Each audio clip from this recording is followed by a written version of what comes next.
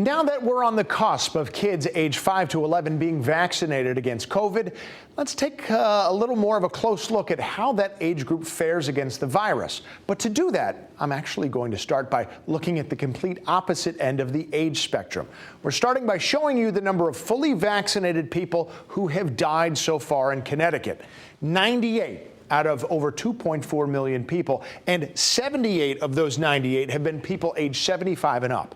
Now, those are very low percentages, but they're nothing compared to the protection that young people have even without vaccination. Again, compare those 78 deaths to this. Only 5 people in Connecticut under the age of 20 have died of COVID, going all the way back to the start of the pandemic. And remember, this isn't breakthrough deaths. These are almost completely unvaccinated people. So why get kids vaccinated in the first place? Well, as Dr. Syed Hussein of Trinity Health of New England said, there's a lot more to worry about than deaths. 1 out of 5 COVID-19 infections currently are in children.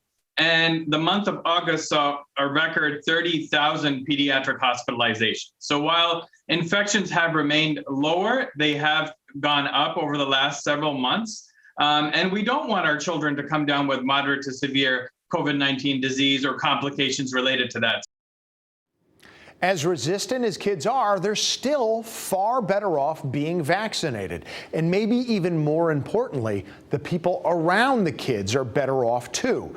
To illustrate that, I'm showing you here behind me, this is all the kids in Connecticut age 0 to 9, because again, they're completely unvaccinated. And this is the number of new cases in each of the state's updates in that age group. Those updates mostly come 5 days a week. And as you can see, this kind of follows the same curve as the general population follows. But watch what happens when you compare this unvaccinated group to the state's most vaccinated group, people over the age of 80. I'm going to bring that in orange here. And the first thing I want you to note is how few cases there were in kids in the start of the pandemic because we were keeping them at home while the virus was running rampant through retirement homes. But then after that, they moved in unison for a while up until about update number 250 in mid-February. That's when the vaccines came out. The 80-year-olds, of course, took them. The kids couldn't.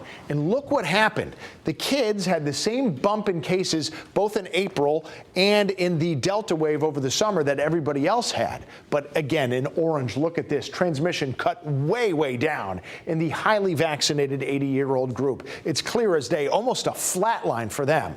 So the expectation here is that vaccinating kids will have the same dampening effect on cases. I'm Tim Lammers, Fox 61 News.